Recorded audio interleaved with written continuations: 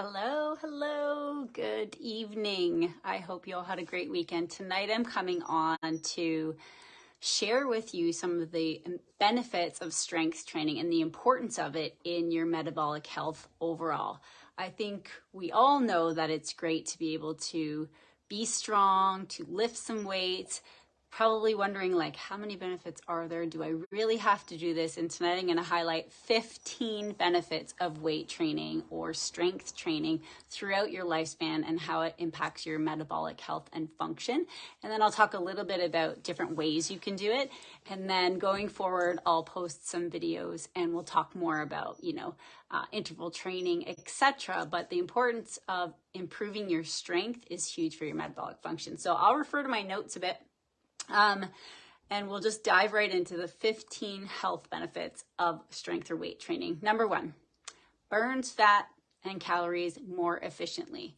The more muscle mass we have, the more calories we burn at rest. We increase our metabolic rate because muscle burns more than fat. So that's an easy one, okay? Number 2, strength training and increasing your lean muscle mass helps to manage blood sugar levels. And we know, we've talked about multiple times in this program, how glucose spikes and insulin insufficiency, etc., impact your overall health and your metabolic function. So insulin sensitivity is improved by skeletal muscle. It also helps lower blood sugar levels by transporting glucose from the bloodstream when you've eaten into your muscle cells. So the more muscle you have, the better able you are to control your blood sugar levels. Strength training can also reduce your risk of developing diabetes later in life. And diabetes, it contributes to all of the chronic diseases. The next one, strength exercise reduces anxiety and anxious feelings in the short term and the long term. Like when we exercise, especially we're moving our muscles and also running, but we release endorphins that help boost our mood. Okay, so we're reducing anxiety as well. And this is not just a short-term thing. This is overall. Also helps you face your fears and fall asleep more easily. The next one, it improves your quality of sleep. And I have talked about how sleep impacts your metabolic function and your cortisol levels. So same as stress. And then that creates more blood glucose release, less going into the muscles, and it throws us off and influences our metabolic health. So in addition to a large body of evidence that shows that exercise promotes sleep, strength training demonstrates ability to help you sleep better and fall asleep faster. Okay, so if you're not getting a good night's sleep, you may consider picking up those weights. The next one, lowers abdominal fat. We know in health statistics that the more abdominal fat you have, the more at risk you are for chronic disease like cardiovascular disease. So when we're exercising and we have more lean muscle mass, we're going to burn more calories during the day. Therefore, we're going to burn more fat and we're going to have less abdominal fat. Makes you more powerful. Obviously, if we're lifting weights, we are going to become stronger over time. So for me, I noticed I stopped lifting weights and doing weight training a while back when we were doing our property and everything and just didn't get back into it. And then I noticed I was having trouble pushing a super heavy hay bale off and I wasn't strong enough to pick up the stuff that I was before. So obviously, when we improve our strength over time and consistently, we become stronger, we can do more functional activities. This might be something as simple as carrying your heavy groceries, okay? We want to maintain our functional strength over time. Boost your self-confidence. Weight training can increase your self-esteem significantly. It assists you in overcoming obstacles like picking up groceries, achieving goals, and appreciating your body's strength. It can boost your self-efficacy as well. When you see yourself as strong, you are able to take on more and be stronger. So it boosts your self-confidence. Number 9, improved flexibility and mobility. When we're doing full range of motion activities like squats or anything that's full range, there are some that you shouldn't do full range. You shouldn't do a full push-up where you're coming down to put the shoulder in a vulnerable position.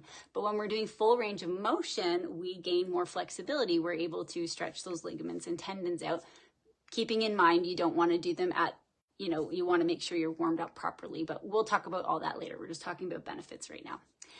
Boosts your brain health. Strength training may improve brain health and protect against age-related cognitive decline. And this is in many, many studies. If you continue with strength training throughout the course of your life, you will perform better cognitively.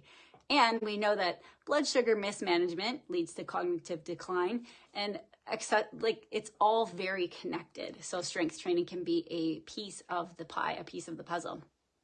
Resistance training is known to have numerous neuroprotective effects, including increased blood flow, decreased inflammation, and increased expression of brain-derived neurotrophic factor. It's okay if you don't know what that is. It's very helpful, and it's helpful with memory and learning. Number 10, less risk of injury when you participate in regular strength training.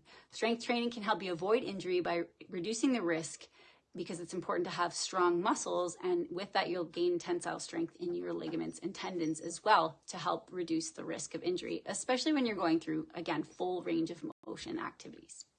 Number 11, improves your cardiovascular health.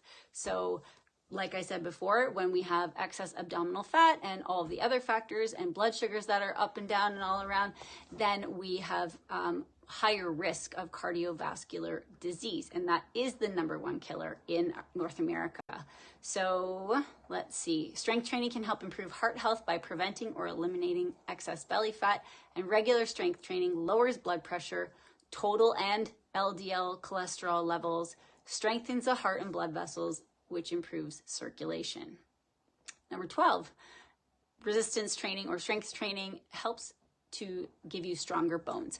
Weight-bearing activities, weight-related activities are going to strengthen your bones. And you may not think of this as important right now if you're 20 or 30 or 40, but as you get into 50 and 60 and 70 and 80, you're starting to think of, my bone density is decreased. Then I'm at a higher risk of falling and fracturing a hip, or fracturing a hip and then falling. And as a physical therapist that worked in surgical for a long time and in the hospital setting, this was huge. You'd see frail older ladies. So start to build that bone mass now and that bone density now. And it does deplete as we age, but we can slow that process down by strength training. Boosts your mood, which we kind of touched on already as far as self-confidence, but weight exercise regularly helps to boost your mood and your mental wellness. Strength training has been found in numerous studies to reduce anxiety and improve mood. Exercise encourages the release of mood-enhancing endorphins, which contribute to positive mood, like I mentioned. And then number 14, improves quality of life. Strength training has been associated in numerous studies with improved health-related quality of life. Obviously, if you're doing strength training, I would imagine, and studies show that you are more health conscious, so you're taking a more proactive approach. Therefore, you're improving your quality of life. If you are not taking a proactive approach, and maybe you're older and now all of a sudden you're depending on a cane or a walker, and you're just not as functional, and maybe you don't feel like living life is as good. So increase your strengthening activities, increase your quality of life. And the last one is obvious, looking better. When you are working out and doing strength-related activities, you're going to gain more tone, you're going to gain more leanness in your body, you're going to get all the other benefits like reduced abdominal fat, regulating blood sugars better, etc., etc. So not just are you going to feel better and have better long-term impact on your health, but you're also going to look better. But we save that one to the end because looks aren't everything. But if you are showing on the outside that you are healthy, that you have strength and lean muscle mass, then chances are you are doing better on the inside as well for your longevity. So how do you even start weight training? Well, that's not going to be the focus of today, but we do want to start easier or lighter. You don't want to work out so hard that you can't move the next day or that you injure yourself, because then you're not going to continue. But there are different things that you can do. You can even just start out with body weight activities. Squats, push-ups on your knees or even on the wall. You can do things with cans of soup instead of weights. You can do, if you have resistance bands, that's weight training. You can use just things you have around the house. You can have kettlebells. What else? And suspension equipment. So something that we bought a few years ago was a TRX. I don't know if you know what that is, but it's like this loop system and you're using all body weight, and there's like 200 different exercises you can do with it. But body weight resistance exercises can be very helpful, especially as a starting place. So I'll cover more on different exercises and give some suggestions, and we're also going to get our great doTERRA colleague Megan Terzis in with us to demonstrate some exercises and pull from some of her incredible videos, etc. And that will be coming in the future. So I'm going to post a list of these benefits, dive a little bit deeper into them, and then when you're embarking on weight training exercise, some oils that you can incorporate are the same as with walking. Okay, deep blue rub, deep blue stick.